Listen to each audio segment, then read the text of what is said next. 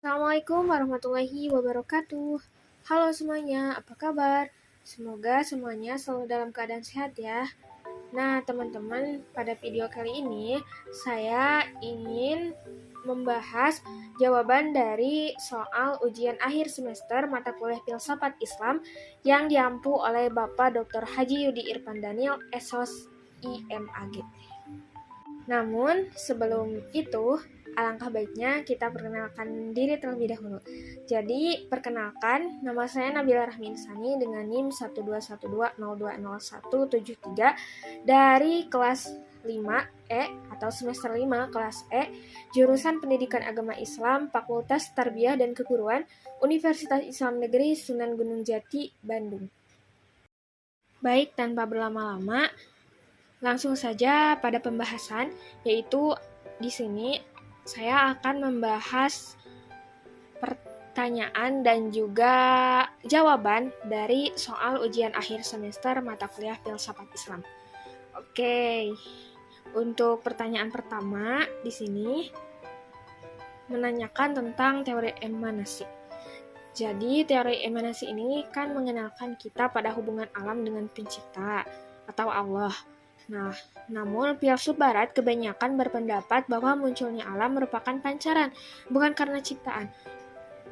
Pertanyaannya, bagaimana pendapat Anda mengenai hal tersebut? Baik, jadi sebelum kita berpendapat tentang teori emanasi, kita harus tahu terlebih dahulu apa pengertian dari teori emanasi. Jadi, teori emanasi itu merupakan salah satu tema sentral dalam filsafat Islam yang menjelaskan proses penciptaan alam. Nah, namun tadi juga disebutkan di pertanyaan, banyak pendapat bahwa munculnya alam itu bukan karena ciptaan, melainkan karena pancaran. Nah, tapi kita harus tahu beberapa poin penting yang terdapat dalam teori emanasi. Nah, yang pertama yaitu teori emanasi itu didasarkan pada konsep ta'akul Tuhan yang menjadi dasar hukum dalam agama Islam. Yang kedua, teori emanasi menggambarkan bahwa alam semesta itu diciptakan oleh Tuhan dengan memancarkan akal pertama. Yang ketiga, dalam pandangan Ibnu Sina, teori emanasi didasarkan pada prasangka premis yang berasal dari upaya untuk merekonsiliasi pendapat. Yang keempat, teori emanasi menghubungkan agama dan sains melalui variabel ketiga, yakni filsafat. Nah, meskipun teori emanasi ini menjelaskan proses penciptaan alam dari wujud yang transenden melalui sebuah tingkatan hierarki, namun beberapa pendapat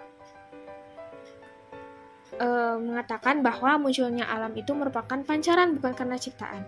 Namun dalam teori emanasi ini, Ibnu Sina khususnya dan Ibnu Masaroh menunjukkan dan menyanggah pendapat tersebut.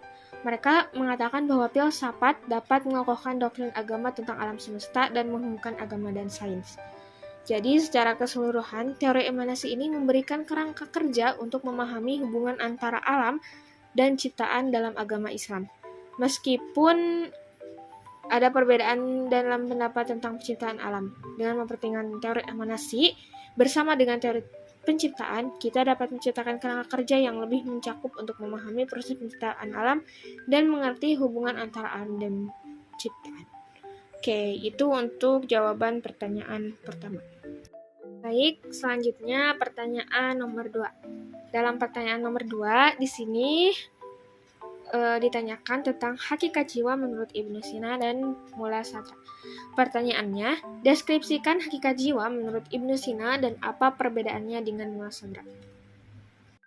Untuk jawabannya, jadi menurut Ibnu Sina sendiri, jiwa itu merupakan kesempurnaan yang asli dan memiliki hubungan dengan akal yang lebih dekat dengan wujud sang pencipta. Ibnu Sina mendefinisikan jiwa itu sebagai kesempurnaan yang asli, karena dengan jiwa ia atau seorang manusia itu menjadi manusia. Jiwa juga merupakan salah satu alternatif yang membantu manusia untuk menghubungkan dirinya dengan Allah Subhanahu wa Ta'ala. Nah, sementara itu, Mula Sadra mengenalkan konsep Quluhu al-Quwwah yang mengartikan bahwa jiwa itu merupakan kekuatan terpenting bagi semua lini yang membangun tubuh, akal, dan lainnya. Muladhara menekankan posisi utama jiwa dalam aktivitas kognitif atau pengetahuan manusia dan menggambarkan jiwa dengan 3 kategori, yaitu jiwa rendah, jiwa menengah, dan jiwa tinggi. Nah, perbedaan utama dari pemikiran Ibnu Sina dan Muladhara itu terletak pada penekanan masing-masing terhadap sifat dan peran jiwa. Ibnu Sina lebih menitik beratkan pada hubungan jiwa dengan intelek atau akal dan sang pencipta. Sementara Muladhara itu lebih menekankan tentang peran utama jiwa dalam membangun tubuh dan aktivitas pengetahuan manusia. Itu untuk jawaban dari pertanyaan yang kedua. Next, itu pertanyaan nomor 3. Di sini ditanyakan tentang filsafat akhlak menurut Ibnu Miskawayh dan Ihwanus Sopa. Pertanyaannya, jelaskan filsafat akhlak Ibnu Miskawayh dan Ihwanus Sopa serta implikasinya terhadap pendidikan akhlak. Baik, untuk jawabannya, jadi seperti kita ketahui bahwa Ibnu Miskawayh ini merupakan seorang filsuf yang konsen di bidang akhlak atau etika. Nah, Ibnu Miskawayh ini pada zaman dahulu lewat pemikiran-pemikirannya itu menolak sebagian pendapat dari pemikiran Yunani yang mengatakan bahwa akhlak berasal dari watak dan tidak mungkin diubah. Oleh karena itu, Ibnu Miskawayh sendiri menegaskan kemungkinan perubahan akhlak, terutama perubahan itu bisa dilakukan melalui proses pendidikan. Manusia dapat berusaha mengubah watak kejiwaan, pembawaan fitrahnya yang tidak baik menjadi baik. Manusia dapat mempunyai huluk atau akhlak yang bermacam-macam baik secara cepat maupun lambat. Hal ini dapat dibuktikan pada perubahan yang dialami anak-anak dalam masa pertumbuhan, dari suatu keadaan kepada keadaan lain sesuai dengan lingkungan yang mengelilinginya, dan macam-macam pendidikan yang dialaminya. Ibnu Miskawayh menetapkan kemungkinan manusia mengalami perubahan-perubahan akhlak. Dari segi itulah, maka diperlukan adanya aturan syariat, nasihat, dan berbagai macam ajaran terhadap adab sopan santun. Adanya itu semua juga memungkinkan manusia dengan akalnya untuk memilih dan membedakan mana yang seharusnya dilakukan dan mana yang seharusnya ditinggalkan. Dari sini pula Ibnu Miskawayh memandang pentingnya arti pendidikan dalam lingkungan bagi manusia dalam hubungannya dengan pembinaan akhlak. Adapun implikasi dari pemikiran Ibnu Miskawayh ini, implikasinya terhadap pendidikan akhlak adalah pentingnya memadukan ajaran syariat Islam dengan teori-teori etika dalam pendidikan. Kemudian harus menekankan pendidikan akhlak itu sebagai bagian dari upaya untuk membentuk karakter mulia pada individu, khususnya pada tahap perkembangan anak-anak. Sementara itu, menurut Ihwanus Sopa atau nama lengkapnya Abu Nasr Ihwanus Sopa, beliau juga merupakan salah satu filsuf muslim yang terkemuka dan memang konsen juga di bidang etika atau akhlak. Ihwanus Sopa ini mengembangkan konsep akhlak berdasarkan ilmu pengetahuan dan menekankan pentingnya pendidikan akhlak dalam membentuk karakter mulia pada individu, khususnya pada tahap perkembangan anak-anak. Untuk implikasinya kurang lebih sama dari pemikiran Ibnu Sopa ini dengan implikasi pemikiran Ibnu Miskawayh, yaitu implikasi dari pemikiran Ibnu Sopa ini menyoroti pentingnya pendidikan akhlak dalam membentuk karakter mulia pada individu, terutama pada tahap perkembangan anak-anak dengan menekankan konsep akhlak berdasarkan ilmu pengetahuan. Jadi itu jawaban untuk pertanyaan nomor 3. Selanjutnya pertanyaan nomor 4. Pertanyaannya, adakah hubungan akhlak, ilmu, dan tauhid menurut Imam Al-Ghazali? Jelaskan. Baik, untuk jawabannya, menurut Imam Al-Ghazali itu terdapat hubungan yang erat antara akhlak atau etika, ilmu, dan tauhid. Nah, Imam Al-Ghazali menekankan pentingnya akhlak dalam menjalani kehidupan sehari-hari, dan akhlak itu terutama akhlak yang baik merupakan hasil dari pemahaman yang benar tentang tauhid. Dalam pandangan Al-Ghazali pula, ilmu dan tauhid itu saling terikat, di mana ilmu yang diperoleh seharusnya mengarahkan seseorang untuk memperkuat keyakinan dan keimanannya akan keesaan Allah atau tauhid. Dan kemudian ketika sudah memperkuat keyakinan itu, maka akan ada output yang dihasilkan, yaitu perilaku yang baik. Nah, dengan demikian, Al-Ghazali meyakini bahwa akhlak, ilmu, dan tauhid itu saling terkait dan saling mempengaruhi. Pemahaman yang benar tentang tauhid seharusnya tercermin dalam perilaku etis, dan ilmu yang diperoleh seharusnya menguatkan keyakinan akan keesaan Allah dan mendorong perilaku yang baik. Itu merupakan jawaban untuk pertanyaan nomor 4. Baik, untuk pertanyaan terakhir nomor 5. Pertanyaannya yaitu jelaskan secara singkat mind map makalah yang sudah Anda presentasikan. Nah, di dalam video sudah terlihat ya, ini merupakan mind map dari makalah yang sudah saya presentasikan. Saya dari kelompok 10 dengan materi itu tentang pemikiran filsafat Ibnu Rushd. Nah, jadi pada poin pertama, saya menjelaskan sedikit mengenai biografi Ibnu Rushd. Jadi Ibnu Rushd itu lahir di Cordoba, Spanyol pada tahun 520 Hijriah atau 1126 Masehi. Nah, di barat sendiri beliau dikenal dengan nama Averroes. Ia adalah seorang dokter, ahli hukum, dan filsuf paling populer pada periode perkembangan filsafat Islam. Nah, Ibnu Rushd itu wafat di Marrakesh atau sekarang lebih dikenal dengan nama Maroko pada tahun 595 Hijriah atau 1198 Masehi. Kemudian poin selanjutnya ada karya Ibnu Rushd.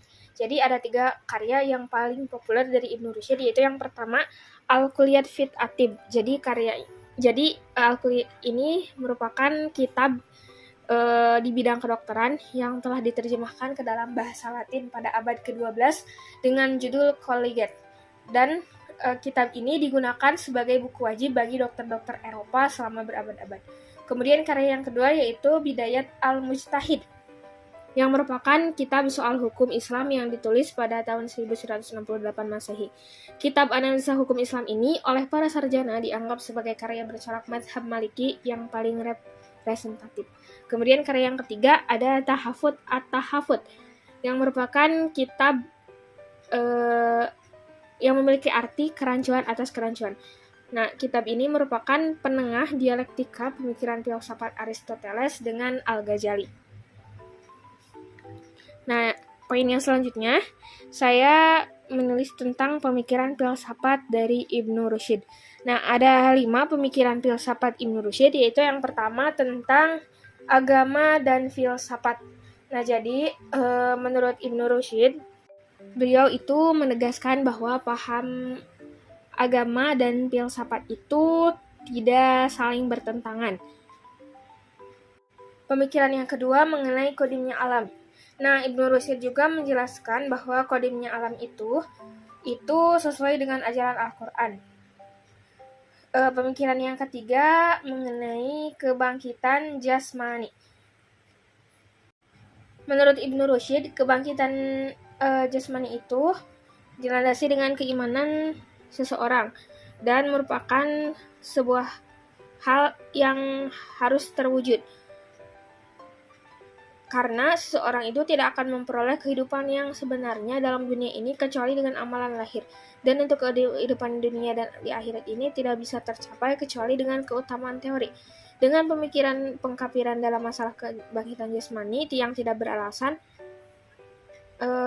karena masalah ini bagi para filsuf adalah persoalan teori. Maka dari itu, Ibnu Rushd menggambarkan bahwa kebangkitan jasmani itu sesuai dengan analogi tidur. Sebagaimana tidur, jiwa tetap hidup. Begitu pula ketika manusia mati, badan hancur, jiwa tetap hidup dan jiwalah yang akan dibangkitkan. Jadi Ibnu Rushd itu mempercayai adanya kebangkitan jasmani. Kemudian pemikiran yang keempat mengenai kerasulan Nabi. Nah, menurut Ibnu Rushd, kerasulan Nabi itu bisa diketahui atau dipercayai dengan adanya mukjizat. Nah, menurut Ibnu Rushd, mukjizat itu ada 2 ya, yaitu mukjizat iuran atau al-karami dan mukjizat al-imasib. Mukjizat al-karami merupakan mukjizat yang sesuai dengan sifat karena seorang nabi disebut nabi. Nah, seperti mukjizat menyembuhkan penyakit, membelah lautan, dan sebagainya. Kemudian mukjizat al-imasib merupakan mukjizat yang sesuai dengan sifat kenabian, yaitu berupa syariat peraturan yang dibawanya untuk kebahagiaan manusia. Nah, jadi itu kerasulan Nabi menurut pemikiran filsafat Ibnu Rushd. Kerasulannya itu sesuai dengan mukjizat yang ditampakkan oleh para nabi. Kemudian pemikiran filsafat Ibnu Rushd yang kelima yaitu tentang pengetahuan Tuhan. Ibnu Rushd itu mengatakan bahwa para filsuf muslim tidak mempersoalkan apakah Tuhan mengetahui hal-hal yang juz'i atau perincian yang terjadi pada alam sementara ini atau tidak. Seperti halnya setiap umat Islam, para filsuf muslim juga berpandangan bahwa Tuhan mengetahui hal-hal yang bersifat juz'i pada alam ini. Yang mereka persoalkan adalah bagaimana cara Tuhan mengetahui hal-hal yang bersifat juz'i itu. Nah, menurut Ibnu Rushd sendiri, pengetahuan Tuhan tentang hal demikian itu karena pengetahuan manusia mengambil bentuk efek akibat dari memperhatikan hal juz'i itu, sedangkan pengetahuan Tuhan merupakan sebab, yakni sebab bagi munculnya hal-hal yang bersifat juz'i itu. Selain itu, ketidaksamaan tersebut disebabkan oleh pengetahuan Tuhan itu bersifat qadim, yakni semenjak azali Tuhan mengetahui hal juz'i di alam semesta. Nah, manusia itu tidak memiliki pengetahuan sama sekali. Tetapi kemudian berangsur-angsur manusia memperoleh pengetahuan itu setelah memperhatikan bagian demi bagian dari kehidupan dan alam secara seksama.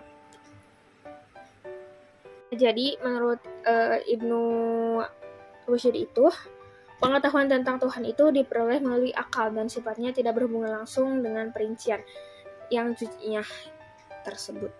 Jadi Ibnu Rushd itu menyangkal pemikiran dari filsafat para pemikir Islam bahwasannya pemikiran tentang Tuhan itu adalah hal yang bersifat juz'i. Nah, Ibnu Rushd itu menegaskan dan berargumen bahwa pengetahuan tentang Tuhan itu diperoleh melalui akal dan sifatnya tidak berhubungan, jadi tidak berhubungan dengan hal juz'i itu. Kemudian di poin yang terakhir dari Maimit ini, saya menuliskan tentang pengaruh pemikiran filsafat Ibnu Rushd terhadap perkembangan pemikiran filsafat Islam. Nah, ada 3 yang saya tuliskan intinya saja, yaitu yang pertama, Ibnu Rushd mengatakan tidak ada konflik antara wahyu dan akal. Kemudian yang kedua, Ibnu Rushd menganjurkan takwil Quran untuk menyatukan antara filsafat dan agama. Dan yang terakhir, dalam pemikirannya, Ibnu Rushd mengakui kebebasan manusia dan menawarkan solusi yang rasional untuk permasalahan kehidupan. Jadi itu untuk jawaban dari pertanyaan nomor 5. Mohon maaf jika berbelit-belit, semoga tetap dapat dipahami. Cukup sekian jawaban dari 5 soal UAS filsafat Islam dari saya. Mohon maaf apabila terdapat banyak kekeliruan, kesalahan, dan kehilafannya. Semoga jawabannya dapat membantu dan juga benar. Terima kasih. Wassalamualaikum warahmatullahi wabarakatuh.